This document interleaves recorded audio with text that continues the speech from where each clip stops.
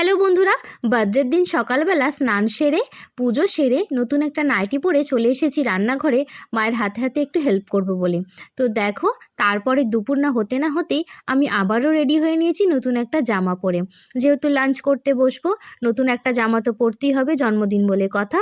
তো দেখো, মা একদম গ্র্যান্ড লাঞ্চের আয়োজন করেছে, নানান ধরনের রান্না করেছে। রান্নাতে ছিল ভাত, গন্ধরাজ লেবু, কুমড়ো ভাজা, বেগুন ভাজা, পাঁপড় ভাজা, ঝুরি আলু ভাজা, পটল ভাজা, পকোড়া। ঝুরি আলু ভাজা খেতে কিন্তু আমি ভীষণ ভালোবাসি।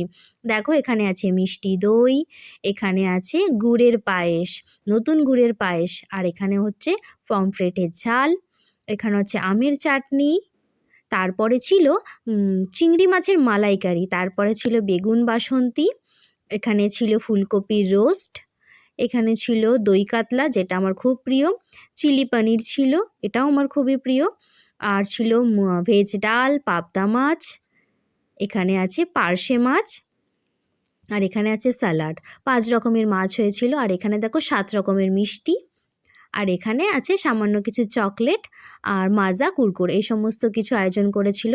অনেক আয়োজন হয়েছিল, আমি তো এত কিছু খেতেই পারিনি। আর আমার সবথেকে প্রিয় তো ঝুরি আলু ভাজা আর মুগের ডাল, ভেজ ডাল দিয়ে খেয়েছিলাম, আর কাতলা মাছটা খেতে পেরেছিলাম, বেশি কিছু খেতে পারিনি। তো আমার বার্থডে লাঞ্চ মেনুটা তোমাদের সাথে শেয়ার করলাম, কেমন লাগলো অবশ্যই জানিও।